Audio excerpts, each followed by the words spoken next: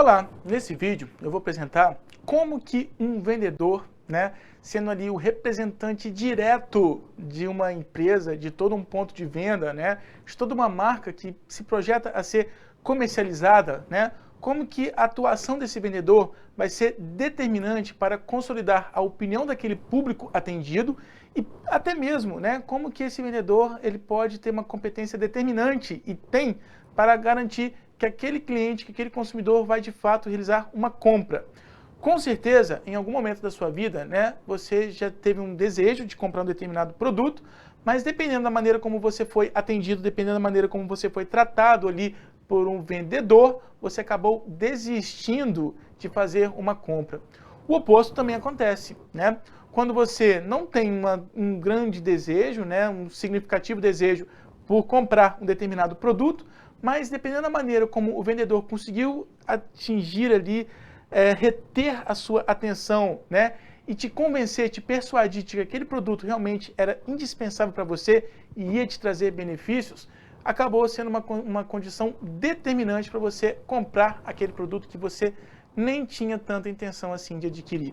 Portanto, quando nós falamos dessa condição aí, também é estabelecida como uma promoção, também é uma ferramenta de promoção, porque é a forma como uma oferta, como uma marca projetada no mercado vai interagir com o seu público, vai ter o conhecimento do público. Nós estamos falando das vendas pessoais, que também podem ser conhecidas como força de vendas, justamente força, porque aquilo vai trazer ganhos para uma empresa, vai trazer ganho para uma organização. A posição, a postura que os vendedores vão apresentar, vai trazer benefícios, destaque ali para toda uma empresa. Por isso, força de vendas, é estratégico para a organização garantir uma participação no mercado. Então, as vendas pessoais, força de vendas, vai se basear, vai se tratar justamente das apresentações pessoais, visando comunicar o produto, ou a empresa, e logicamente, se for um contato de qualidade, positivo, vai viabilizar a consolidação de relacionamentos duradouros, Vai ser em decorrência de uma venda pessoal, a forma como o vendedor tem se comportado na interação ali com esse cliente, que vai possibilitar, até mesmo a construção do marketing de relacionamento, Eu não vou me relacionar com quem eu não conheço, mas se o vendedor ele conseguiu identificar exatamente quais são as preferências de um determinado cliente que ele atendeu e conseguiu estabelecer uma boa interação, ele pode manter essa interação. Aquele consumidor que no primeiro momento entrou na empresa, pode vir a tornar um freguês, um cliente assíduo ali, comprando outros produtos, se mantendo frequente naquele ponto de venda e, logicamente, a qualidade dessa interação do cliente com o vendedor vai ser estratégico ali para toda a organização, para todo o marketing, para as receitas das vendas, para a lucratividade de todo o negócio e, logicamente, para a maneira como é consolidada a promoção daquela marca, das ofertas daquele produto. Então, a gente tem aí essa ferramenta como resultante da ação dos vendedores. A forma como os vendedores vão estabelecer as suas ações, as suas interações, vão ser determinantes. Tanto que a gente precisa planejar a nossa força de vendas, Sabemos que a visita de venda, o vendedor ir até o cliente, é a forma de marketing direto mais antiga. E se bobear, mais estratégica, porque é mais personalizada. O vendedor que sabe onde o cliente está, e sabe o que apresentar para esse cliente, logicamente ele tem uma informação estratégica sobre aquele respectivo cliente e também de todo um possível mercado, Planejar a força de vendas também consiste em definir o tamanho, quem serão os componentes, quais serão as pessoas que vão formar essa força de vendas. E os gestores precisam ter em mente que o vendedor é o elo entre a empresa e o cliente. Inclusive, eu dou até um destaque para uma diferenciação que nós temos entre o atendente, o atendimento e a venda. Nenhuma venda vai acontecer de modo instantâneo, Todo vendedor precisa ter muito cuidado para informar tudo que o potencial cliente apresente ali por dúvidas, por necessidades de orientações, de esclarecimentos. Enquanto o vendedor está dando todo esse suporte, apresentando todas as informações, ele está realizando um atendimento. Dependendo da complexidade do produto que venha a ser adquirido, esse atendimento ele pode ser um pouco mais extenso, ele pode demorar um pouco mais. E muitos vendedores, têm uma determinada postura, lógico que isso é falta de treinamento, é falta de conscientização profissional, de pensar o seguinte: eu não vou demorar tanto tempo atendendo esse cliente aqui não, porque isso está me fazendo perder tempo, né? Eu não vou ficar aqui explicando mais o que eu já objetivei nessa apresentação desse produto, porque enquanto eu estou demorando para atender ele, né, eu podia estar atendendo outro cliente que realmente ia comprar o meu produto. Isso é uma grande falha. Por quê? É exatamente nesse momento de informar o consumidor, né, de apresentar todo o produto, de prestar esse atendimento, vai ser a qualidade desse atendimento que vai determinar se aquela pessoa, né, vai de fato adquirir o produto ou não. E quanto mais acolhedor for esse atendimento, lógico que não precisa ser extensivo, não precisa ser muito demorado, senão pode acabar sendo fatídico também para o consumidor, né? Se esse atendimento for com qualidade, aquele cliente, com certeza, ele vai lembrar dessa experiência e ele vai retornar a adquirir os produtos ali daquela determinada marca, né, daquela determinada oferta. Por isso, o atendimento precisa ser estratégico. A venda vai ser uma consequência, logicamente positiva, de um bom atendimento. E a nossa força de vendas, logicamente, ela precisa saber como atender. Então, é importante, né, que o vendedor tenha essa consciência de que ele é o elo, é ele que estabelece a união entre a empresa e o cliente. E aí alguns objetivos são determinados para as forças de vendas, né?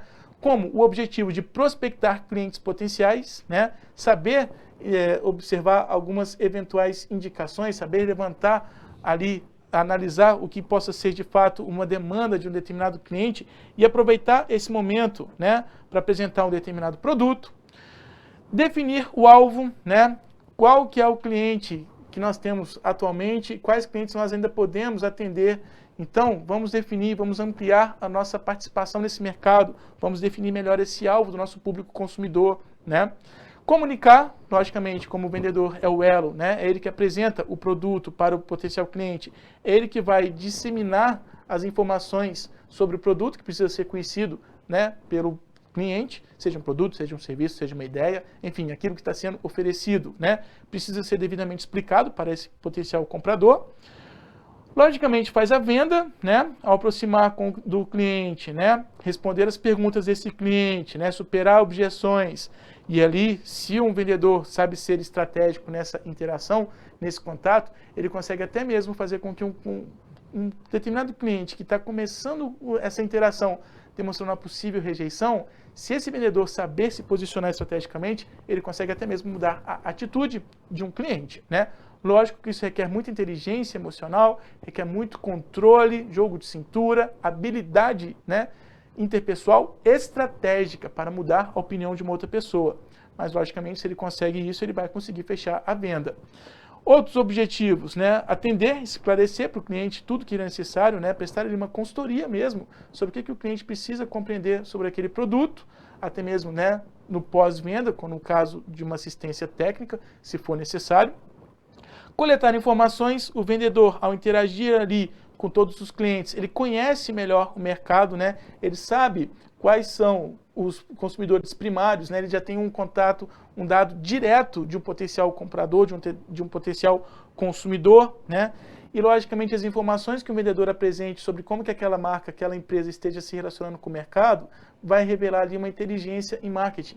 Essas informações são estratégicas para serem para alimentar ali todas as operações, os planejamentos de marketing.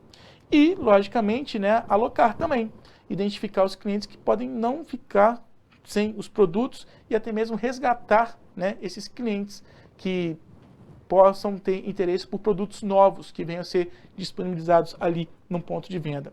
Então, além dos objetivos de uma força de vendas, a gente também pode definir estratégias, né? Então, o mais relevante é atingir o target certo, né? O cliente certo, no momento certo, da maneira certa. A forma como o vendedor vai se apresentar para esse cliente vai ser determinante para ele, né?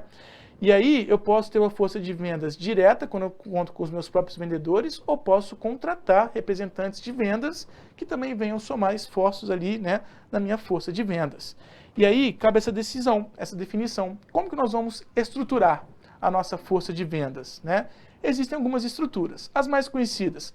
Eu posso formar uma força de vendas por território, então eu delimito ali, cada vendedor, né, ele vai se responsabilizar por disseminar um produto, uma oferta num determinado território, uma determinada área, né? Então a gente tem uma divisão por área geográfica, que vai ser atendida por cada vendedor. Eu posso ter uma estrutura com base no produto, né? O tipo de produto vai requerer aí algum conhecimento específico, né? Então, eu preciso que um cliente ele tenha um nível considerável do conhecimento técnico do produto, né, para garantir ali um esclarecimento, um atendimento mais aprofundado para conseguir conquistar a venda. Eu posso ter uma estrutura com base no mercado, né? Então eu posso aproveitar que eu já tenho ali uma força de vendas formada por especialistas, né? Ainda mais se eu tiver contratado representantes de vendas, e aí eu já sei que alguns especialistas eles têm maior domínio, né, sobre o que seja mais específico, o que realmente represente as necessidades típicas de uma determinada população, de um determinado grupo de pessoas, né? Então eu posso até mesmo contar com essa expertise, com uma possibilidade de influenciar uma decisão de consumo, né, por um determinado produto. E a gente, logicamente, também precisa definir o tamanho, né, da nossa força de vendas. Então, eu tenho que saber quantos funcionários exatamente, quantos vendedores eu devo ter ali na minha força de vendas. Até porque, se eu tiver um pequeno ponto comercial e muitos vendedores, né, essa aglomeração de vendedores vai gerar uma certa confusão e pode até mesmo despertar conflitos entre eles, principalmente quando a gente trabalha aí a remuneração por comissão de vendas, né? Já passei pela situação de estar na condição de um potencial cliente e ver um vendedor se degladiando contra o outro ali, porque ele queria fazer a venda, não queria passar a venda para o colega, né? Então, para evitar possíveis conflitos, até mesmo por essa questão específica, né, quem vai ganhar a melhor comissão de vendas, é indispensável a gente saber definir o tamanho, né, da nossa força de vendas. Para definir, então, quantos vendedores eu devo ter na minha equipe, a gente tem que especificar, né, a quantidade de clientes que nós queremos alcançar, né? Como que nós vamos classificar esses clientes, até mesmo o número de visitas que possam ser necessários para estabelecer o contato direto com eles, né? Quantas visitas ao total podem ser feitas para atender todos os clientes e também as capacidades, né, de visitar clientes. Logicamente que estou falando aí de uma condição de representantes de vendas, quando eu tenho uma força de vendas que está indo no mercado. Agora, eu também preciso definir a quantidade de vendedores se eu tiver um ponto de venda específico e estou ali, né, agrupando os meus vendedores no meu pequeno comércio. Além de definir isso, né, quantos vendedores nós devemos ter formando a nossa força de vendas? Quais os principais objetivos, as atribuições que recaem sobre esses vendedores? A gente também tem uma outra condição estratégica, que é a questão da remuneração. Como que nós vamos pagar, né, os membros ali da nossa força de vendas? Então, isso tem que ser estimulante, né? Esse critério é relevante até mesmo para determinar a motivação de um vendedor. E geralmente, né, a remuneração dos vendedores ela é dividida em 4 componentes.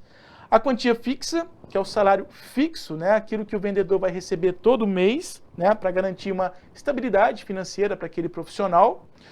A quantia variável, que é quando a gente trabalha com comissões de vendas, né, bom, todo mês ele vai receber X, mas dependendo do volume de vendas que ele realize, ele vai ganhar mais um acréscimo em cima desse X, né? Então, comissões de vendas, as bonificações, distribuição, participação nos lucros ali da empresa, né, do comércio. Isso, logicamente, é para estimular aquele vendedor a querer fazer mais vendas. Ajuda de custo, né? Principalmente se eu estiver aí realizando visitas a clientes, né? Quando eu tenho uma força de vendas que está circulando no mercado, então eu preciso, né, arcar com gastos de transporte, hospedagem desse vendedor, alimentação, em alguns casos até mesmo diversão, né? Se, por exemplo, eu tenho uma força de vendas que precisa prospectar clientes em eventos, né? Logicamente, aquele meu vendedor, ele não está indo ali para se divertir, ele está indo atrás do cliente, ele está indo a trabalho. Então, a gente também tem que oferecer ajuda de custo para esse vendedor poder estabelecer efetivamente, né, esse contato. E outro critério que nós também consideramos são os benefícios, né? Aquela parte do salário, algo a mais que seja oferecido para um profissional para fazer com que ele se sinta satisfeito, né, de trabalhar ali naquela organização, naquela empresa. Então, observe, né, que quando a gente vai trabalhar com vendedores, nós estamos, logicamente, falando de recursos humanos.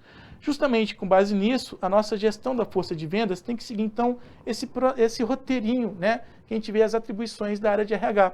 Eu preciso saber onde que eu vou prospectar vendedores para formar a minha força de vendas, atrair possíveis candidatos e selecionar, né, desses candidatos que nós temos para formar a nossa força de vendas, qual de fato tem um perfil mais compatível para representar a nossa marca, né, para levar ali o anúncio da nossa oferta, quais que têm melhor habilidade de persuasão, de interação com os nossos clientes. Então eu vou selecionar aquele vendedor que realmente tem a maior aptidão para trabalhar com as vendas da nossa empresa.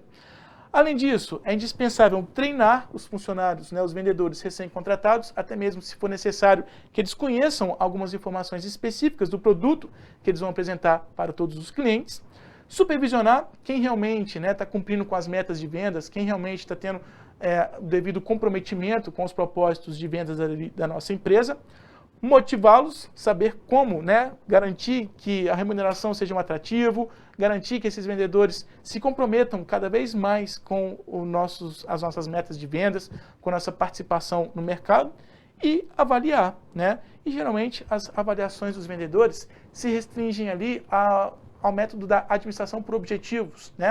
Estabelecemos metas de vendas, identificamos quais vendedores conseguiram atingir aquela meta. Mas a gente, logicamente, pode também explorar outros fatores, compreendendo aí que um vendedor pode ser um funcionário estratégico da minha organização, porque a nossa participação no mercado vai depender justamente da forma como ele se apresenta, e leva ali o produto para os nossos possíveis consumidores. Por isso, é determinante também garantirmos uma boa gestão dos nossos vendedores, da nossa força de vendas, que eu espero que tenha ficado claro aqui na apresentação desse vídeo. Muito obrigado por assistir.